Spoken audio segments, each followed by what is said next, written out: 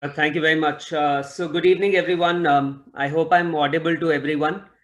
And look, the session would be divided into the FMG recall, and then I would be talking about a few tips and tricks to prepare for the next exam. That is going to be next year, your FMG exam, and also some tips for students who are still in college regarding how to go about and prepare for the new exam, that is the next exam, which is going to start probably from next year or the year after that. Okay, so I'll focus first on the recall. You can post your queries, and towards the end of the session, once I finish the recall questions, then I'll be addressing your queries as well. Now, my assessment of the exam was there were around 30 questions from surgery, and overall, there were a lot of image based questions from clinical medicine, from clinical subjects, right? So, in this session, because the topics remain pretty much the same, I will be covering a lot of images which you should make a note of for future exams also. Okay. So, without wasting much time, let's move on to the questions. So the first question, this has been asked so many times regarding IV lines. They had asked that a patient comes to the emergency after a road traffic accident and has a pulse rate of 100 and a BP of 90 systolic. So the patient definitely has tachycardia and hypotension. So the patient is in hypovolemic shock. Now you are required to infuse fluids quickly. This is the keyword, infuse fluids quickly. Which cannula will you use? So this I cover routinely in my class. We will use the widest possible cannula because that is going to have the fastest flow rate, right? So in this case, they're shown images and we'll use a gray cannula. Now, this is a very important image. Invariably, this yields one question every year in the exam. So please make a note of this. Orange is 14 gauge, gray is 16 gauge, green is 18 gauge, pink is 20, blue is 22, yellow is 24. And what you need to remember is that orange is the thickest cannula and yellow is the narrowest cannula.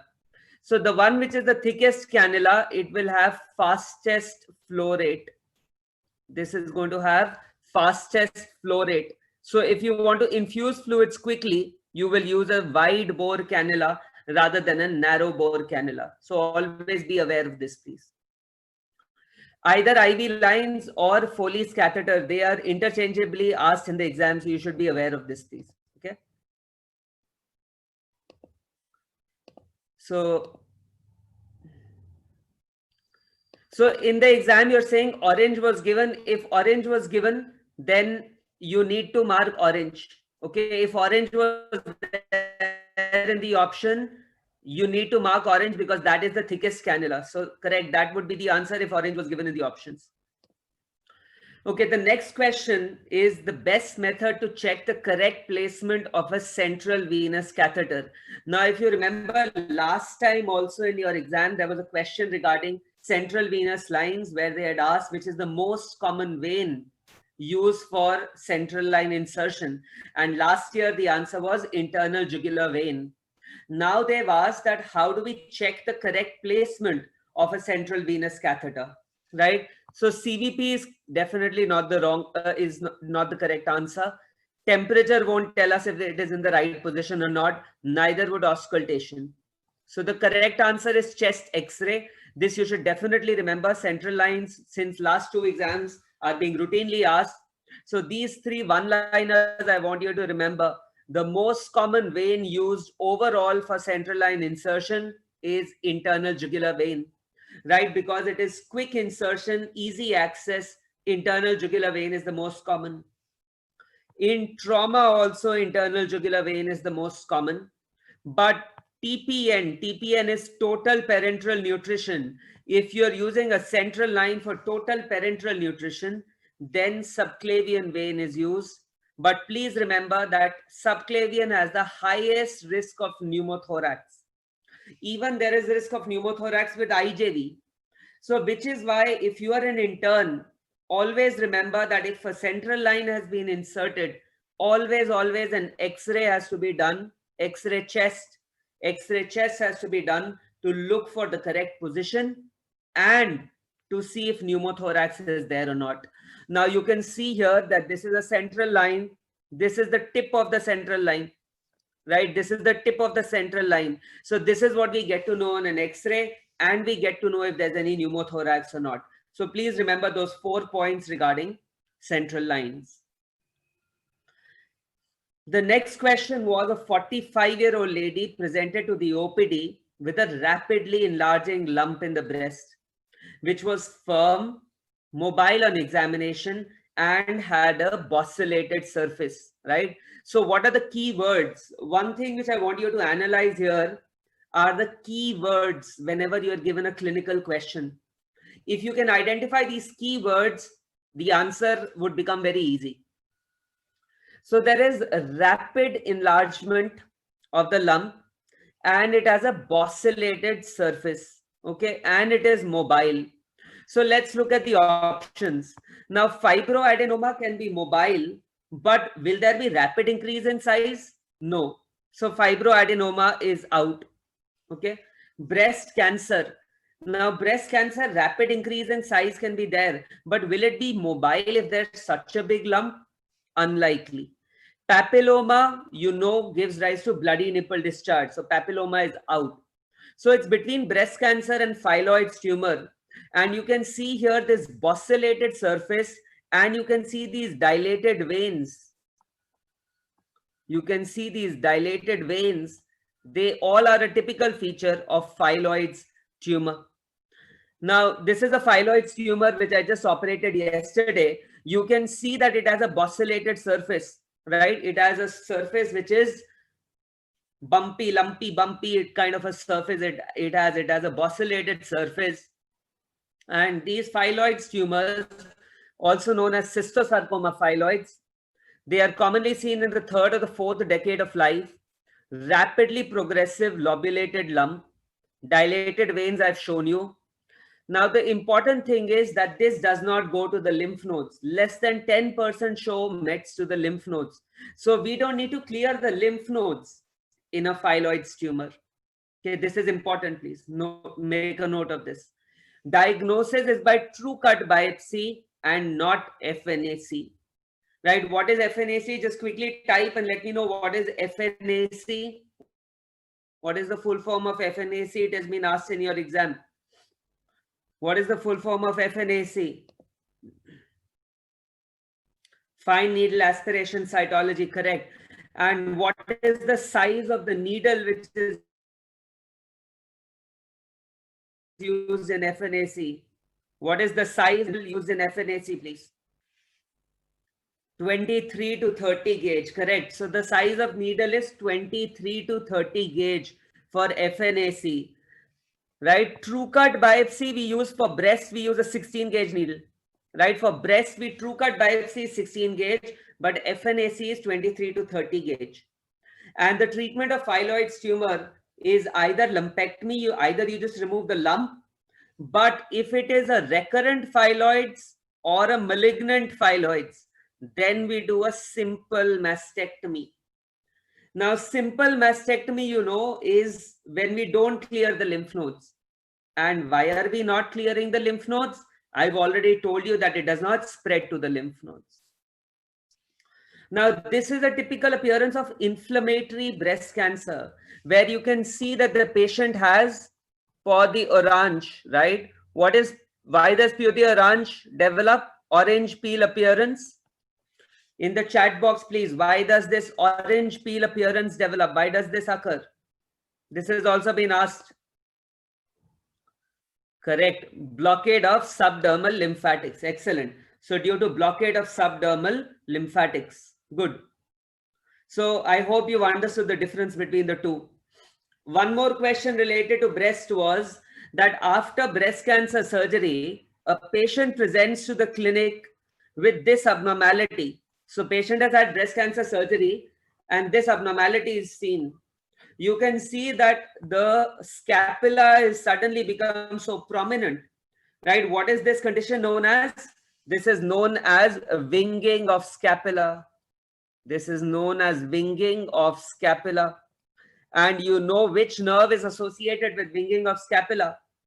right? So if you can diagnose the condition, you know the nerve associated is the long thoracic nerve, right? It is the long thoracic nerve. And what are the other complications which can occur after MRM? So these I want you to make a note of. Every year, these injuries regarding MRM, nerve injuries are asked. The most common nerve injury following MRM is the intercostobrachial nerve. Now, these intercostobrachial nerves are the sensory nerves to the inner aspect of the upper arm.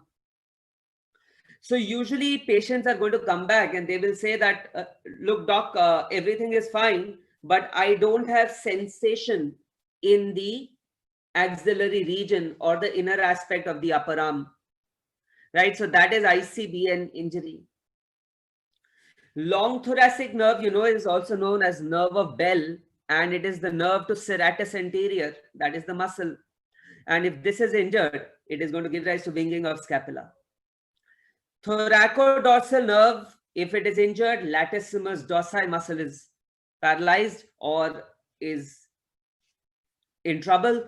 Lateral and medial pectoral nerves supply the pectoralis major and minor. So the complications following MRM are frequently asked in the exam. Can you tell me which is the most common complication following MRM?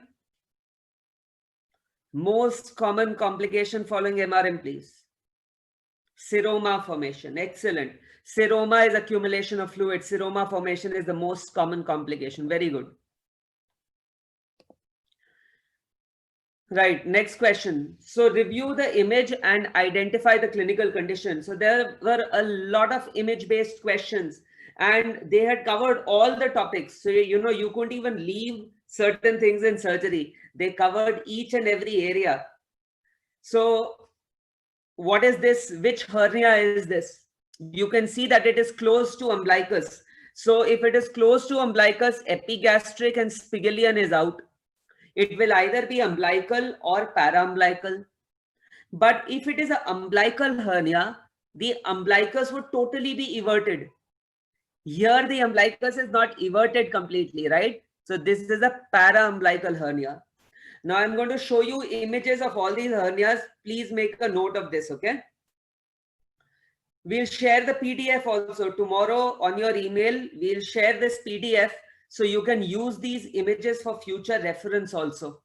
Okay. So this is an incisional hernia where you can see a scar, right? You can see a scar and you can see a bulge beneath the scar. So very easy to identify incisional hernia. This is in the epigastric region. This is an epigastric hernia. Epigastric hernia is also known as, another term which has been asked in the exam is fatty hernia of linea alba. Is fatty hernia of linea alba. This has also been asked in the exam. Fatty hernia of linea alba.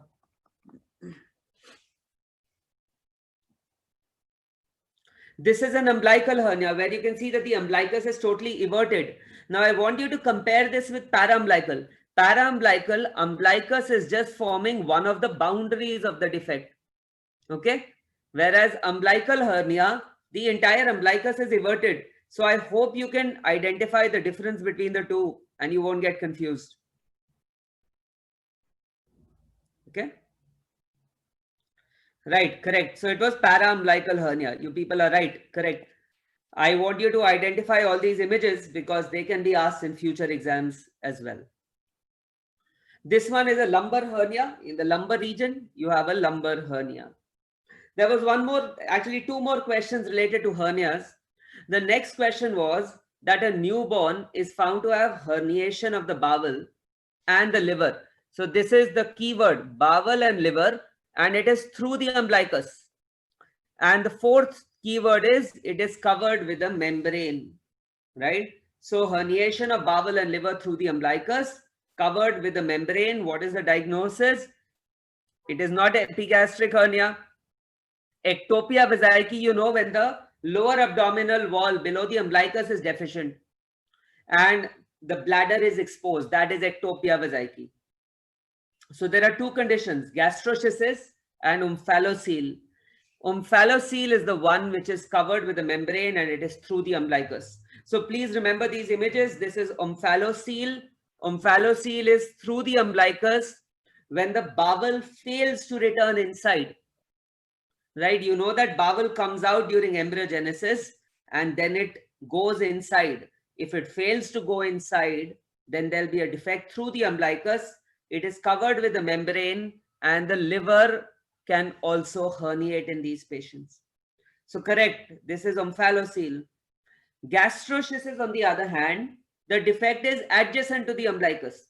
So like paraumbilical hernia, the defect was adjacent to the umbilicus. Similarly, gastroschisis is adjacent to the umbilicus. And the bowel is not covered by any membrane. You can see here, bowel is not covered by any membrane.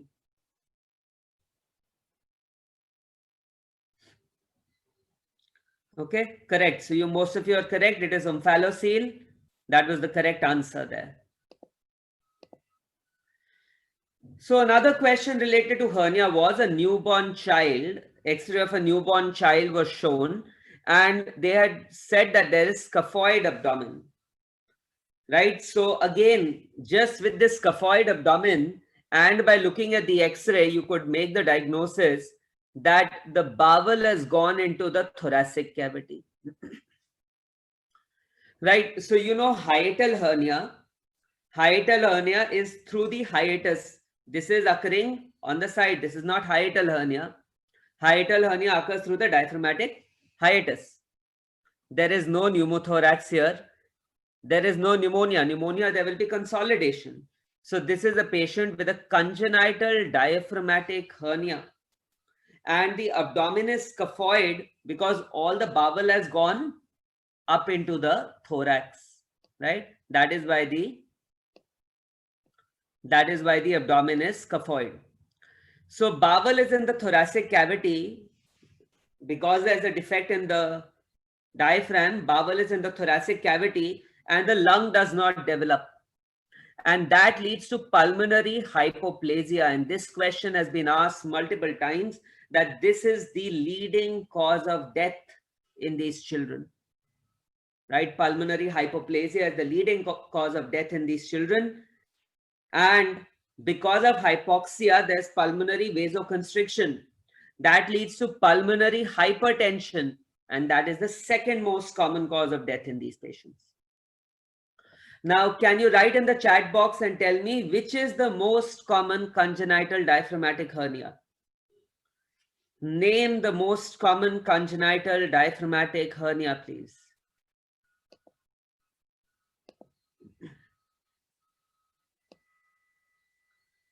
That is correct. Bokdalic is the correct answer. Left posterolateral or Bokdalic is the correct answer. It is Bokdalic hernia. That is left posterolateral. This has also been asked in the exam. The other one is known as Morgagni, which is right anteromedial. And the management is you have to do a mesh repair. Now, invariably, there is a question from head injury every year in the exam. So 1 year they will ask EDH, 1 year they'll ask SDH, 1 year they'll ask diffuse axonal injury. So you should know about this. This is a constant question in the exam. You should make a note of this topic. Now, a batsman gets hit by a ball on the head, loses consciousness for a brief moment. He recovers and is being taken to the hospital when he loses consciousness again. So he had an unconscious period, then a normal period, and then again became unconscious. What is this term known as? What is this interval known as, please? In the chat box, what is this interval known as? The period of normal consciousness between 2 episodes of unconsciousness, lucid interval. Excellent. So that is the lucid interval. Very good. So lucid interval, you know, is common in EDH, extradural hemorrhage. Remember one thing, it can occur in any one of these, but it is most common in EDH. In concussion, you must be, if those who follow cricket must be seeing any player who gets hit on the head these days, you are allowed a concussion substitute. So concussion is the mildest brain injury. Patient is essentially normal, but just as a precaution, they are sent for a scan, right? Extradural hemorrhage occurs in young patients. It is due to high velocity impact. And this vessel has been asked many times in the exam. The middle meningeal artery is implicated in extradural hemorrhage. Lucid interval is common. The investigation of choice is NCCT, non-contrast CT scan. And if NCCT is not there, we have to create a burr hole. Otherwise, we do a craniotomy. Very important images. They've also been asked in the exam. A biconvex hemorrhage is seen on CT on extradural. This is lens-shaped or biconvex hemorrhage. Subdural hemorrhage is concavo-convex, right? It is crescentric hemorrhage, like a crescentric moon. So this is crescentric hemorrhage, okay? And finally, you have diffuse axonal injury. This is the most severe type of primary brain injury. It occurs due to shearing force between the gray and the white matter. And the patient is in a state of coma, but NCCT is normal. Patient is in a state of coma, but CT is normal. This is the typical thing which would be written in the question. Patient in coma, but NCCT is normal. This was asked in the INI CET exam. And MRI shows punctate hemorrhage, and it has the worst prognosis. One more question related to head injury was, which fluid should not be given in a patient with head injury? Now, you know that in head injury, there is increase in intracranial tension. There is increase in ICT, intracranial tension. And whenever there is increase in intracranial tension, we avoid hypotonic solutions. Hypotonic solution we avoid because this is going to worsen the cerebral edema. It will worsen the cerebral edema. And dextrose containing fluid, 5% dextrose will be a hypotonic solution, right? And that is why we avoid it, because this dextrose can worsen the cerebral edema and the intracranial tension can increase. Okay. Please, in the chat box, which agent is given in patients with head injury to reduce intracranial tension? Pharmacology question, chat box, please. Excellent, excellent. IV mannitol is given. Very good. Very good. So to manage the raised intracranial tension in head injury, adequate perfusion, avoid hyperglycemia. So no dextrose containing fluids. It worsens cerebral edema. You people are right. IV mannitol is given. Hyperventilation and slight head up position.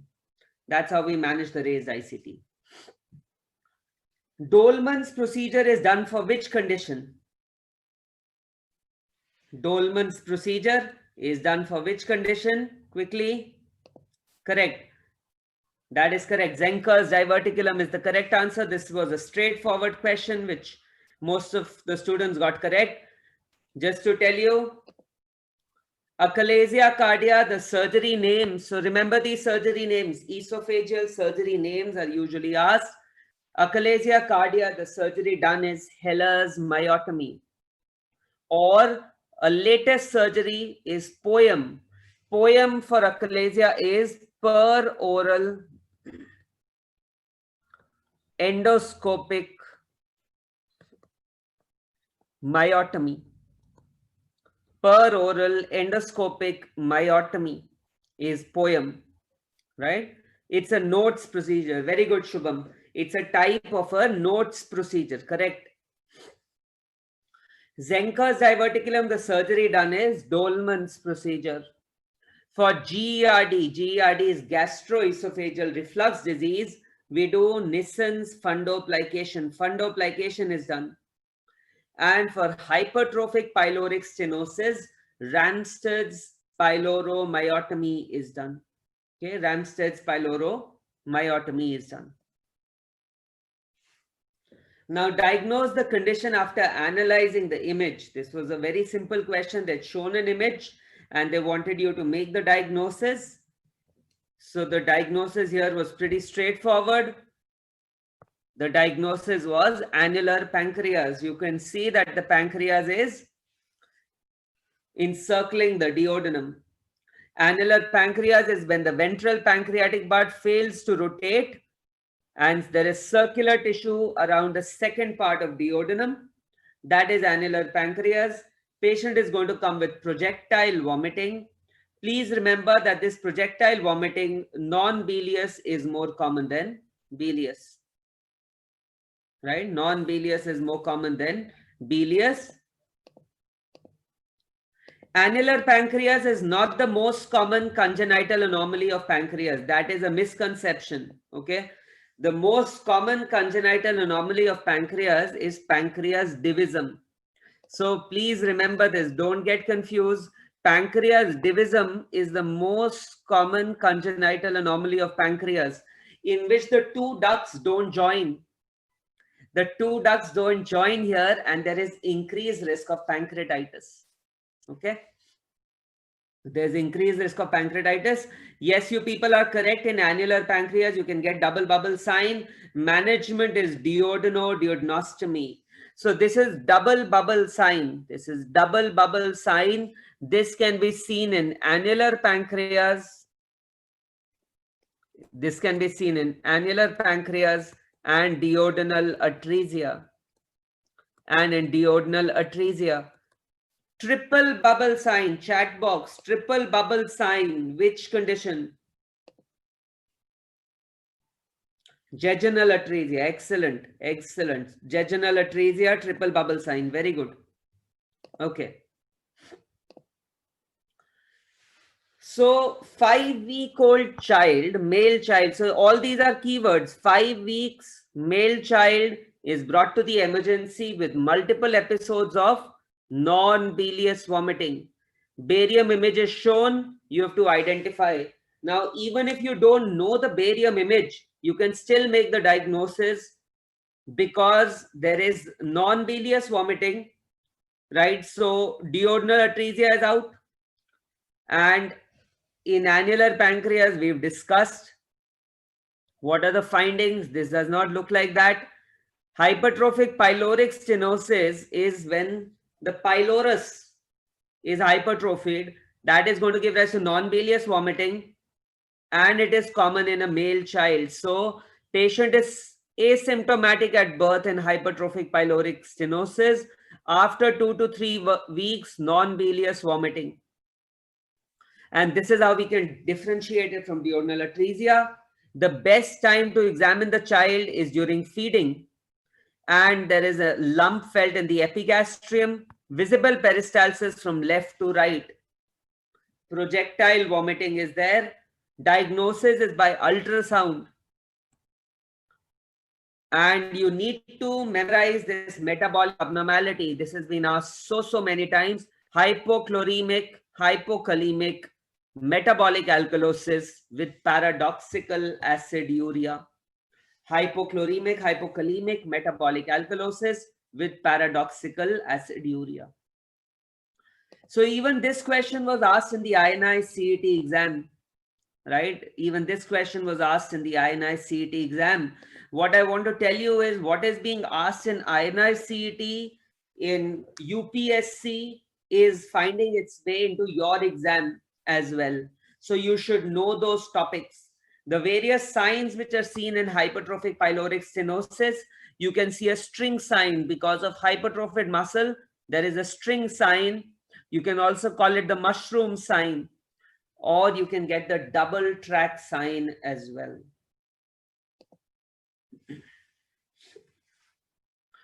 This condition was also asked in the INI CET exam.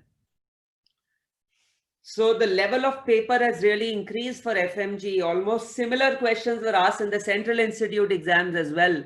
So you should make a note of those topics and just brush through them before the exam as well. A male patient presents to the OPD with an abdominal lump in the periumbilical region, which moves at right angles to the attachment of mesentery. This is the key word.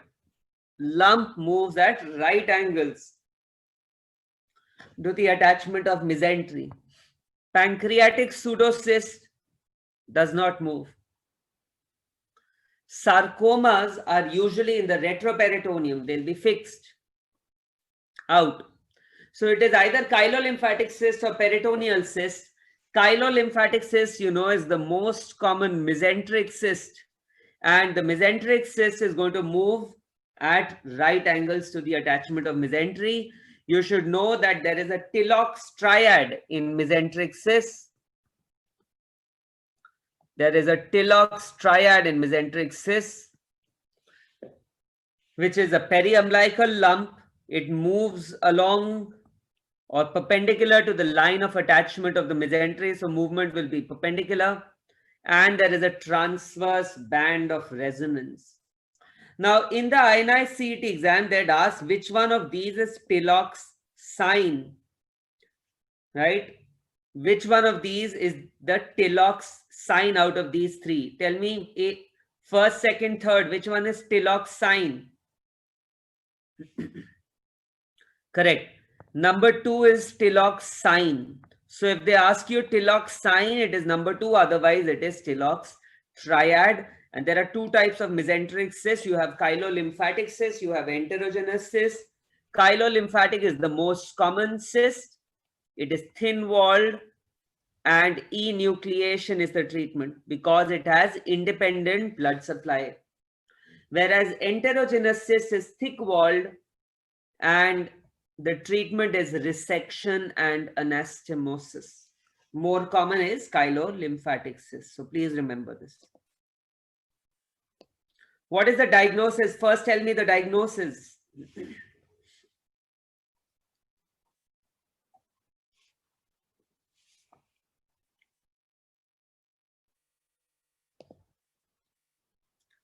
Correct. It is a dermoid cyst. Excellent. It is a dermoid cyst. You know, dermoid cysts are formed at the lines of embryonic fusion. And the most common site is the outer canthus of the eye. And the treatment for dermoid cyst is surgical excision. Intralesional steroid is the treatment for which condition? That was also asked in your exam. Intralesional steroid, chat box please, is the treatment for which condition? Keloid, excellent. Keloids, very good. Okay, so this is a dermoid cyst. Dermoid, you know, is formed along the lines of embryonic fusion. We always do a surgical excision, but remember, always rule out an intracranial extension before you do surgery. So rule out an intracranial extension before we do surgery, then only operate. Another site is the post-auricular area. This is also a site of dermoid. So a couple of swelling questions were there. Identify the condition. This is a typical location, nape of the neck, commonly seen in diabetic patients. Correct, it is a carbuncle. This is a carbuncle. So carbuncle can have multiple small spots. It is a carbuncle. And can anyone tell me which incision is used for draining a carbuncle? Incision for carbuncle, please. That's also been asked.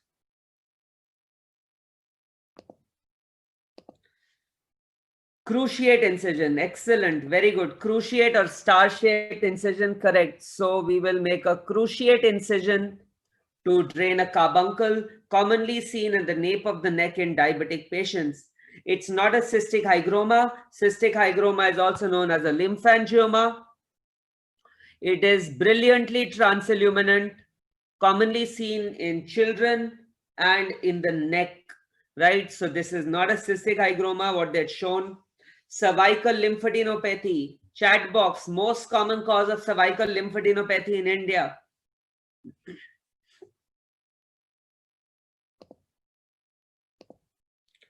Correct, tuberculosis. And in tuberculosis, You will get a collar stud abscess, right? You will get an abscess below the fascia. You will get an abscess above the fascia. This looks like a collar, looks like a collar stud. So we call it a collar stud abscess. Always remember, anti-gravity aspiration is to be done. You always aspirate from above, never from below, because if you aspirate from below, a sinus can form. This is a lipoma, typically soft. You'll get a slip sign in a lipoma, can be seen in the region of the scapula. Sebaceous cyst has been asked in your exam many, many times. The classical finding of a sebaceous cyst is the presence of a punctum. This has been asked many times. Again, it can get infected. Treatment is surgery. Right, patient develops a lesion 6 months after surgery. Diagnose the condition by analyzing the image.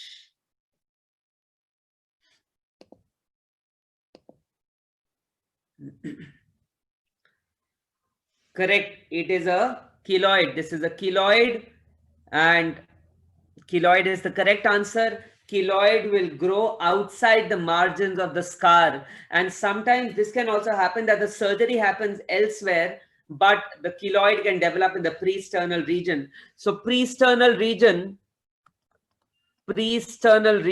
is the most common, or the sternal region is the most common location for a keloid. It can even develop in the ear lobules.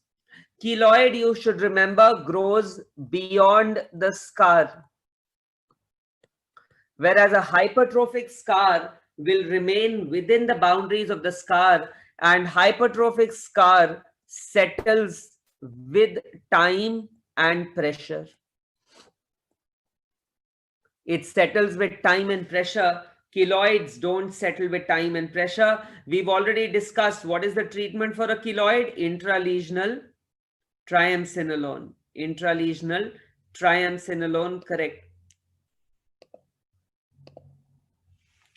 So this was a slightly difficult question, I would say. They had asked you, identify the stoma in the right iliac fossa, right? Now, you know, stomas are when you get the bowel out, that is a stoma. So let's look at the types of stomas and then let's answer this. So you can have an end stoma, that is when a single end is taken out. See here, a single end is taken out, that is an end stoma, right? Single barrel or end stoma.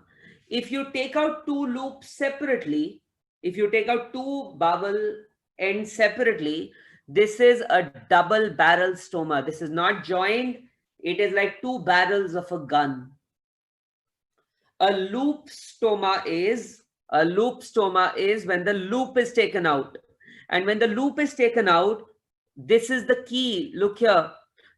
You will see two openings. You will see a proximal and a distal opening. So let's look at the image which was asked in the exam. Can you see two openings here? You can see one and you can see two. So if you can see two openings, it is a loop stoma, right? So this much we know, end is out. End you'll only see one opening.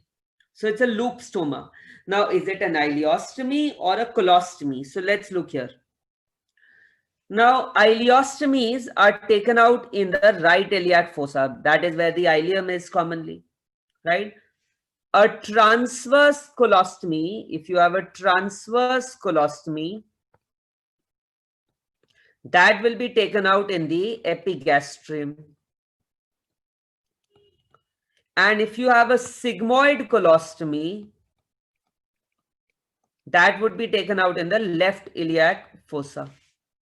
So because the stoma is in the right iliac fossa and you can see two openings, this is a loop ileostomy.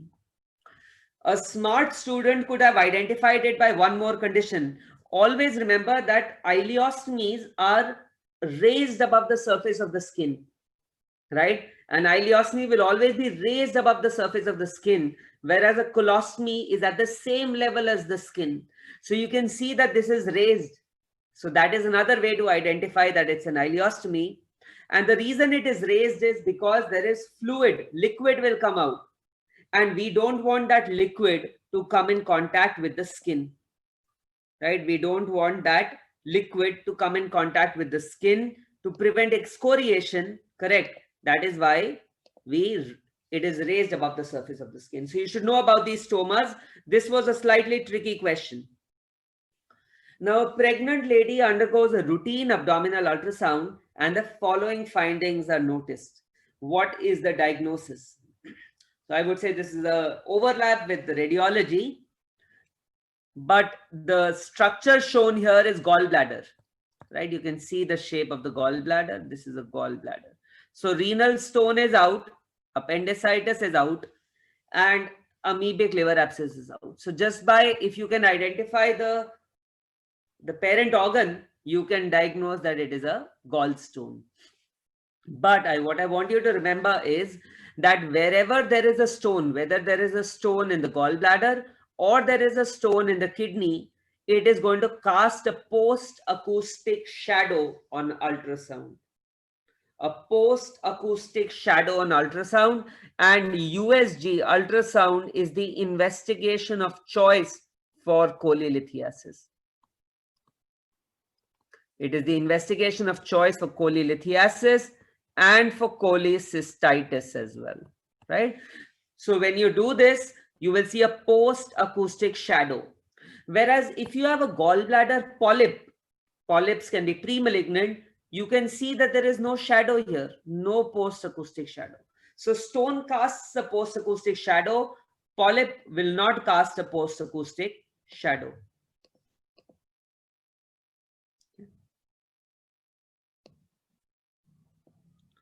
Correct. So post-acoustic shadow is present.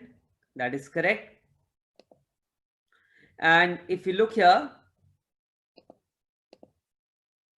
porcelain gallbladder. Porcelain gallbladder is calcification of the wall of the gallbladder.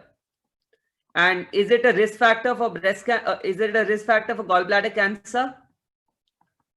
Is it a risk factor for gallbladder cancer? Yes, it is a risk factor for gallbladder cancer. Porcelain gallbladder is a risk factor for gallbladder cancer. One more question was asked regarding gallstones. On ultrasound, a gallstone is found to be abutting the cystic duct. It is abutting the cystic duct and it is causing dilatation of the common hepatic duct. What is the diagnosis? So acute cholecystitis, you will have thickened, you can have a thickened wall, you can have pericholecystic fluid, but will not cause dilatation of the common hepatic duct until unless a stone is also slipped out. Okay, so this is out. Porcelain, I told you, is calcification. Gallbladder polyp, I showed you, no reason why it is going to cause dilatation of the common hepatic duct. So the correct answer, even by elimination, is Mirizzi syndrome. Now, what happens in Mirizzi syndrome? Mirizzi syndrome is when the gallbladder becomes inflamed, it becomes adherent with the CBD. The gallbladder becomes adherent with the CBD. And this stone which is there, it is pushing against the CBD. It is compressing the CBD from outside. So if this compresses the CBD from outside, the common hepatic duct will be dilated. If CBD is being pushed from outside, the common hepatic duct will be dilated. There can be obstructive jaundice. And the final stage is when a fistula forms between the gallbladder and the CBD. That's correct. So most of you got this correct as well. It is Mirizzi syndrome. This was also a new question which was asked this year. This was very easy. They had asked you what is the image. I think so anyone who has seen this would be able to identify it. It is a tracheostomy. There is an opening directly in the trachea. Tubes you've seen once the patient is anesthetized. If you put a tube through the mouth, it is orotracheal intubation. If you put it through the nose, it is nasotracheal intubation. Why isn't this a needle cricothyroidotomy? Well, there would be a needle there. You can't see any needle here. This is not a needle cricothyroidotomy. An X-ray of the patient after abdominal surgery is shown. The patient is in a state of ileus. So They themselves have told you that ileus means the bowel is not contracting. Patient is in a state of ileus. What is the most common cause of prolonged paralytic ileus? What is the most common cause when the bowel does not contract after surgery? Right? And this is, I always tell this story that a first year resident has done an anastomosis, and every day he comes and he's checking whether bowel sounds have come or not. And he's asking the patient if he's passed flatus, because flatus is music to the ears of this first year postgraduate, but the patient is not passing flatus. Now you are the intern in the ward and you tell the postgraduate, sir, look, he has this metabolic abnormality and that might be the cause of it. So the most common metabolic abnormality which leads to prolonged paralytic ileus is hypokalemia. Another one is uremia, right? So you should also be aware that increased blood urea can also give a similar picture, but hypokalemia is the most common one. This also I felt was a very easy question. It has been asked so many times previously that while performing an appendicectomy, a surgeon encounters a lesion 2 feet proximal to the ileocecal junction. What is the diagnosis? This was easy. It is a Meckel's diverticulum. You know that Meckel's diverticulum is a remnant of the vitellointestinal duct. It is a true diverticulum. Why is it a true diverticulum? Because all the layers are there. And the classical rule of 2 is there. It is seen in 2% population. It is 2 inches long and it is 2 feet from the ileocecal junction, right? Which is the most common ectopic mucosa in Meckel's diverticulum? Chat box, please. Most common ectopic mucosa in Meckel's diverticulum, quickly.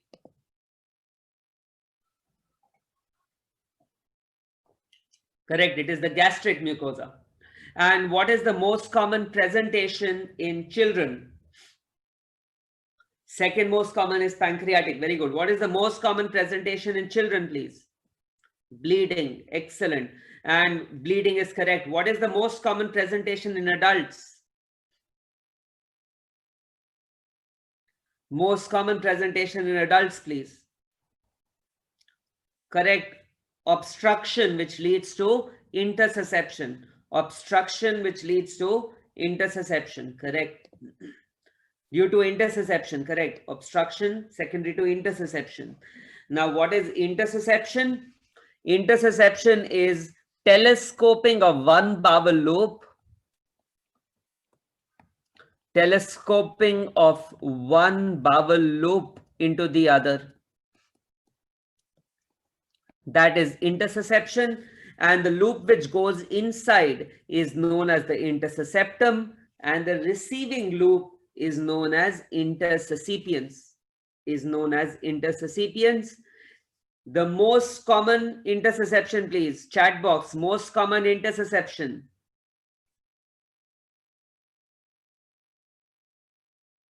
Ileocolic. Correct. Correct. Very good. Excellent. Ileocolic intussusception is the most common. And in intussusception, if you do a contrast enema, you can get a claw sign or a pincer sign. This has also been asked in your exam. A claw sign or a pincer sign has also been asked in your exam. Okay, let's identify the condition based on the image. This was also a very simple thing. You know, it is the rectal, it is the anal area, perianal area, and they had shown an area which is red. Inflammation is there. So very simple diagnosis. This was a perianal abscess. I'm sorry. Option was perianal abscess. Very sorry. This is a perianal abscess. Correct. And just to go over the images, this is rectal prolapse, complete rectal prolapse. Pilonidal sinus. This is also known as Jeep driver's disease. This is also known as Jeep driver's disease, where you have multiple sinuses in the natal cleft. And these occur because of ingrowth of hair. So this is commonly seen in hairy men. Because of friction, hair grow inside and they cause sinuses. These are piles, you can see, these are thrombosed piles. You can see the pile mass outside. This is a fissure with a skin tag. So I've just shown you all the images of perianal conditions. This is the skin tag which is there, which is a classical sign of a chronic anal fissure, So you should know these. They can be asked in the exam. In future, you should know them. Okay, correct. Now, one more question was asked regarding perianal conditions in the exam. One more condition was asked. A male patient presents with itching in the perianal region with soakage of these undergarment with purulent discharge, right? So you can see here perianal area, and you can see an opening from which purulent discharge is coming out. So very easy here. This is a perianal fistula.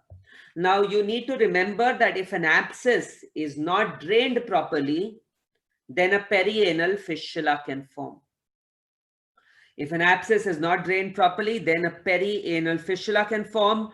This is the Parkes classification of perianal fistulae. This has also been asked. The name Parkes classification has been asked.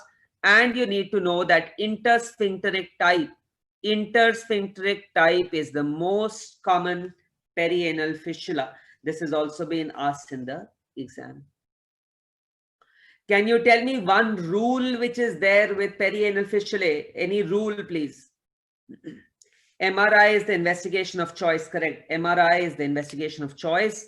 One rule which is associated with perianal fistulae, Goodsall's rule. Excellent. Goodsall's rule. Right. So Goodsall's rule is a rule which is associated with perianal fistulae. Correct.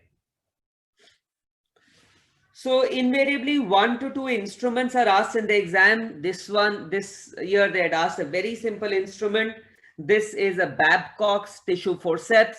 So let me just go over these forceps with you. This one is what? Chat box, please. Which forceps is this? Which tissue forceps is this one?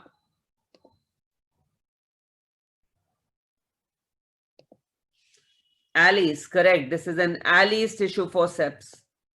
Right, you can see multiple teeth there, and this is an Alice tissue forceps. In a Babcock forceps, it is a non-toothed instrument. No teeth are there, and you can see there is fenestration, right? There is some gap in between. So you can hold hollow structures or tubular structures. So Babcock's forceps, tubular structures like appendix, fallopian tube, they can be held. Whereas Alice forceps will be traumatic because there are teeth there. Cocker's forceps, you can see there is a single tooth there, right? It's a single tooth there in Cocker's. This is also going to be traumatic. It is used for holding tough structures. This is a Cocker's forceps. This is an ovum forceps. Ovum forceps, again, you have two cup-shaped endings, right? Unlike a Babcock's ovum forceps, there is no fenestration. It is an entire cup. This is an ovum forceps.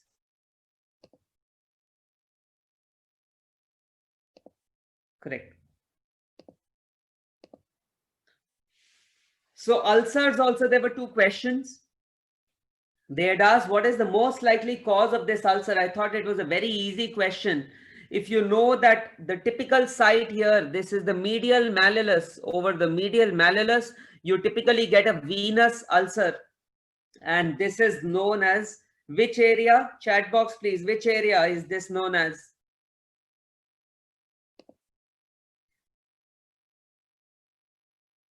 Gaiter area. Correct. This is known as the gaiter area. Very good. So this is the gaiter area. A venous or a varicose ulcer forms there. Medial malleolus. It is shallow. It has sloping edges. Those are the features of a venous ulcer associated with varicose veins. Arterial ulcer, how do we identify? You'll have shiny skin. There'll be punched out edges, and there will be loss of pulsation. There will be loss of pulsation. That is how we can identify arterial ulcer, right? Diabetic ulcer is a combination of neuropathy microangiopathy, and raised blood sugar, which gives rise to infection. So diabetic ulcers, like arterial ulcers, they'll be punched out ulcers. And the ball of the great toe and the heel, wherever there's more pressure, those would be the sites where this ulcer would commonly form. Ball of the great toe and heel. Tubercular ulcer has also been asked in the exam. And in tubercular ulcer, you will get undermined edges, right? So undermined edges are seen in tubercular ulcers.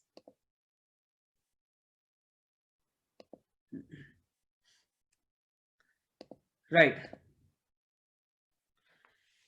So causes of post-operative fever, I've already told you, every year there's one question. A patient presents post-surgery, develops low-grade fever on day 5, and there is pain in the calf and pedal edema. What is the most likely diagnosis? So I think so, a very easy question. Post-surgery, bedridden patient, day 5, pain in the calf, you know it is deep venous thrombosis. Cellulitis would be high grade fever will be there, and there would be some history of trauma. Varicose veins doesn't present like this. Necrotizing fasciitis, there will be widespread gangrene of superficial tissue, which they've not mentioned here. What is necrotizing fasciitis of the perineal region known as? Chat box. Necrotizing fasciitis of the perineal region. Very good. Fournier's gangrene. Excellent. Fournier's gangrene is the correct answer. That is good. Right. So causes of post-operative fever, these you should know, asked every year in the exam. Post-operative day 1, the most common cause is atelectasis. And to prevent this, atelectasis is collapse of the alveoli. And to prevent this, we do chest physiotherapy. Quickly, chat box, what is the instrument used for chest physiotherapy? Instrument used for chest physiotherapy, please.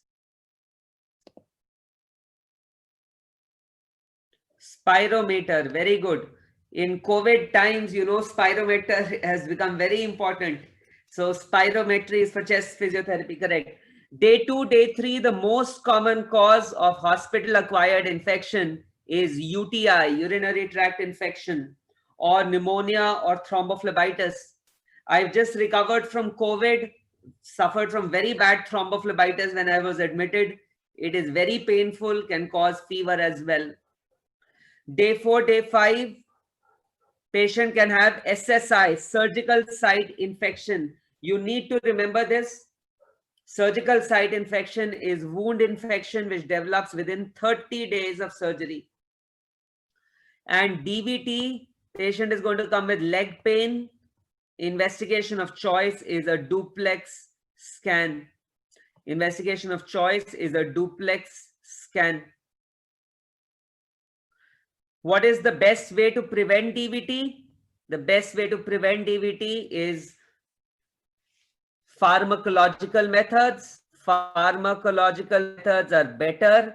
So low molecular weight heparin is better than pneumatic compression stockings. But pneumatic compression stockings has also been asked in the exam. This image has been asked, so you should be aware of it. But remember that pharmacological methods, that is low molecular weight heparin, is better. This also I thought was a very easy question. You need to identify the condition based on the image given below. And this was a classical image of what is the sign? Chat box, what is the sign which you see?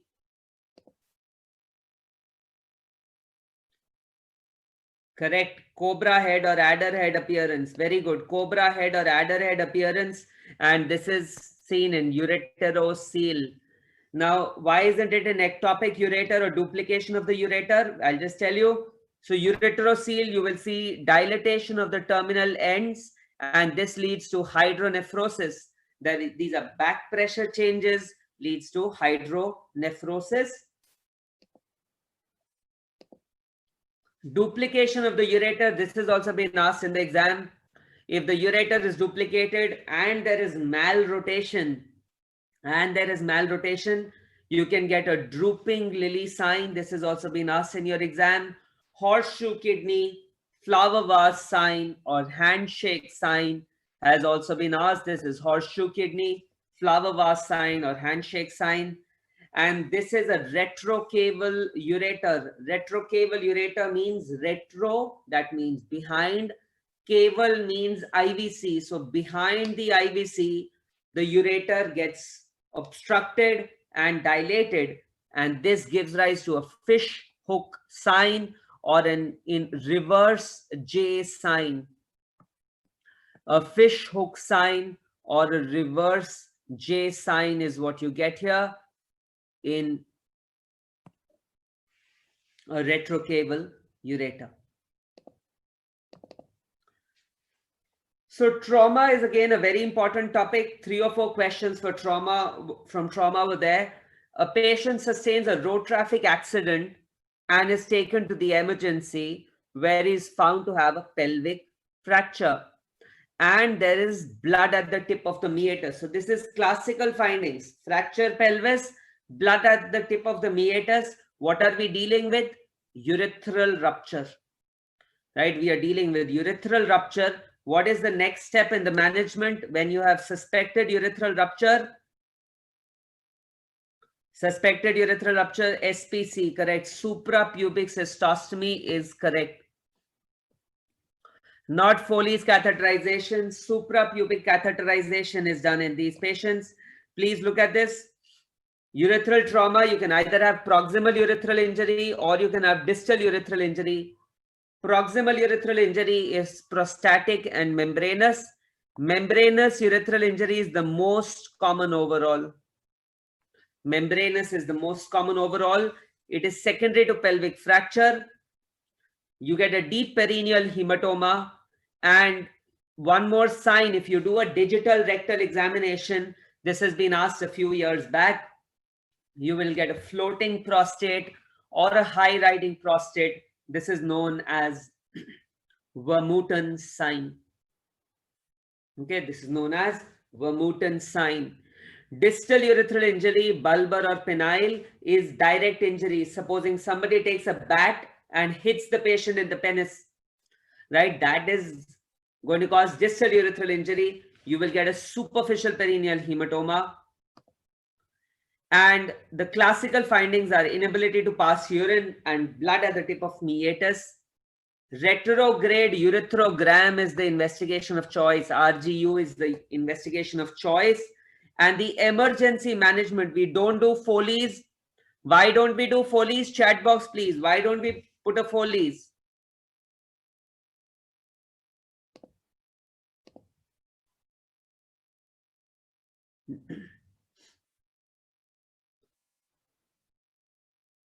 Not extreme pain. Correct. So we don't try to put a Foley's because it can convert a partial tear into a complete tear. Infection you can have with SPC also. The reason is it can convert a partial tear into a complete tear. That is why we don't attempt a Foley's. The definitive management is usually done later on, and it is the management of a stricture. This was also very simple. They wanted you to identify the condition, and there was a radiopaque shadow in the region of the bladder. This was a bladder stone. Ureteric stone, this is not the area of ureter. Bladder cancer won't be radiopaque like this. Prostate stone, prostatic stone won't be this big. So this was a very clear-cut diagnosis. This was a bladder stone. And what is the most common renal stone, please? Most common renal stone, chat box.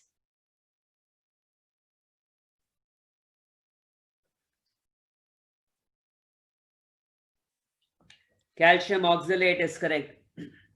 Most common prostatic stone composition, please. Calcium phosphate. Prostatic stone is calcium phosphate. Very good. Excellent. This is a constant question asked every year in the exam. You have a 25-year-old male who was brought to the emergency after road traffic accident. The respiratory rate is 25, BP is 80/45. On examination, hyperresonance on the right side. X-rays performed, and you can see that there is shifting of the mediastinum, and you can see that this is all pneumothorax, all black, right? This is all black. Here you can see the lung markings. Here you can't see the lung markings. This is pneumothorax. And because the vitals are not stable, this is tension pneumothorax. So what is the correct answer? Right, B is the correct answer.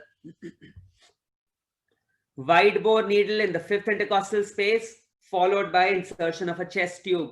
What I want you to remember, E-FAST, extended FAST, can be used for identification of tension pneumothorax. These are the signs: seashore, barcode, stratosphere, right? And this is the change. This is the update, which I want you to remember. Earlier on, where was the needle inserted?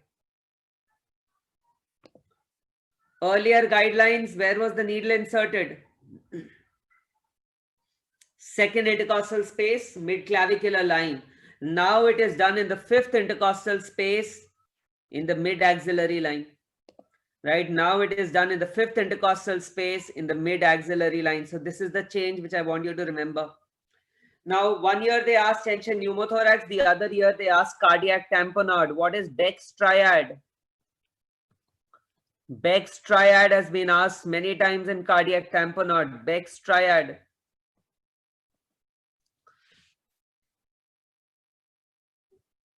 Correct. Beck's triad is muffled heart sounds, hypotension, and raised JVP. Correct. Muffled heart sounds, hypotension, raised JVP. That is correct. What is this? Identify this. What is this, please? Chat box.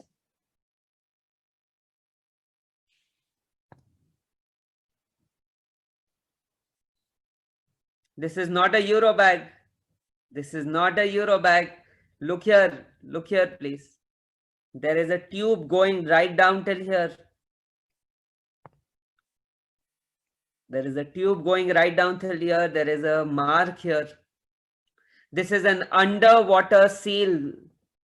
This is an underwater seal, which is fixed with a chest tube.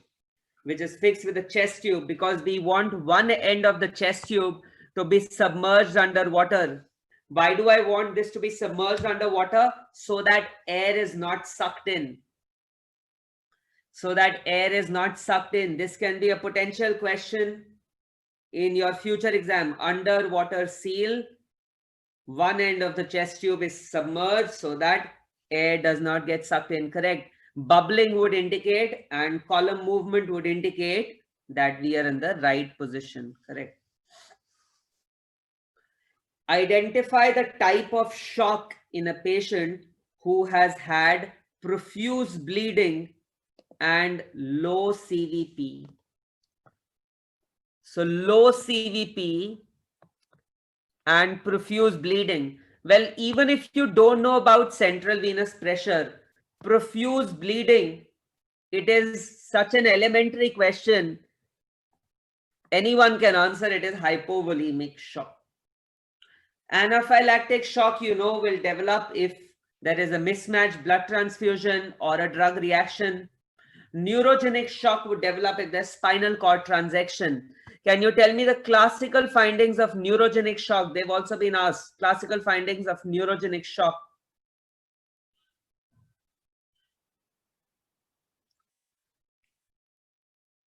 Correct. Hypotension and bradycardia. Correct. Hypotension and bradycardia are the cardinal features of neurogenic shock. Cardiogenic shock, heart is not working. If the heart is not working, the JVP or the CVP will be raised. Here it is low. So it is not cardiogenic shock also. There are 4 classes of hypovolemic shock.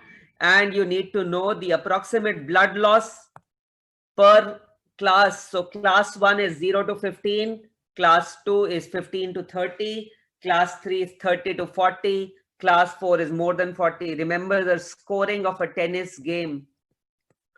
That's how I've made you remember it, scoring of a tennis game. And again, chat box, systolic blood pressure falls for the first time in which class? Systolic BP falls for the first time in which class? Correct. So systolic BP fall first time in class 3. Excellent. And what is the earliest indicator of hypovolemia?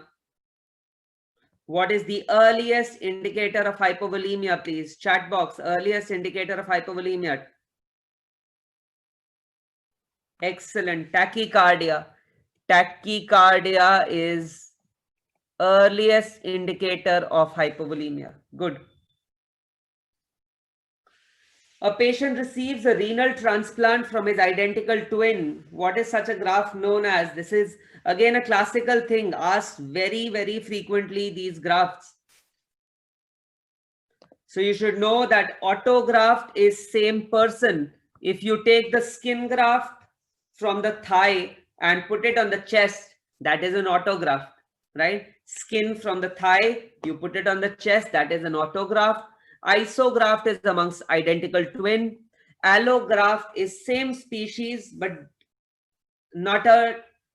So supposing you have a renal transplant from some other patient, right? From some other person, not the identical twin, that will be an allograft. And xenograft is different species. And one example are porcine heart valves, right? Heart valves, porcine heart valves is an example of xenograft, right? So these were the various questions which were asked in this year's FMG exam. Lots and lots of image-based questions. I will share this PDF with you so that you can be well versed with the other images, because the topics pretty much remain the same in future exams as well. And please remember, for those who clear the exam, I'll be very happy for you. Those who unfortunately miss out, please remember, study while others are sleeping, work while others are loafing, prepare while others are playing, and dream while others are just wishing. The more hard work you put in, the more chances that you will get a score of more than 150. This doesn't happen by luck. A lot of hard work and planning goes into it. So please, progressively the exam is getting tougher each year. Crack it as soon as possible. Don't let things linger on. They will just create trouble for you. Okay. Right. If you have any questions regarding preparation, please ask me. Otherwise, just few more slides and then I will wrap up. So for the next FMG exam, I hope all of you clear it. I hope all of you clear it. But those who will be preparing for the next FMG exam, we don't know whether the exam is going to be in March or in June. We don't know if the exam is going to be clubbed with the PG exam or it will be a separate exam. All these are just assumptions, right? But what I want you to do is read notes of all the subjects, right? Watch videos of only important topics. We have already sent out emails twice regarding the important topics for FMG exam. Focus on those topics, please, right? Keep solving MCQs, at least 30 MCQs, 40 MCQs daily. 1 month, 1.5 months before the exam, this should go up to almost 60, 70 MCQs. Like last time, we had 3 mock tests for FMGs. This time also, before your exam, we will have mock tests for FMG students. So appear for those mock tests. They will tell you what level of preparation are you at and what are your weak subjects. Given this year's exam with so many images, 5 to 10% of time should go on analyzing images and clinical scenarios of whatever you read during the day. So if supposing you've read about chest trauma, supposing you've read about trauma, then analyze all the images. Look at extradural hemorrhage, subdural hemorrhage, look at tension pneumothorax, look at cardiac tamponade. So analyze those images before you go off to sleep of the topics which you've done during the day. That would not only help in quick revision, but it will also help you solve these questions quickly. Listen to the INI, CT and UPSC papers, because whatever is being asked there is coming to your exam the next year or in a few months time. So the topics are pretty much the same. Pay attention to them. They might be there in your exam. Okay. So how to maintain consistency is you start with realistic targets. Okay, start with realistic targets for daily use. Make realistic targets and achieve them for 1 week. If you are able to achieve targets regularly for 1 week, then increase by 10%, then increase the target by 10%. So this is how you gradually gain momentum and you gain speed in your preparation and you'll remain consistent. But what is most important is you need to plan. Planning is very important.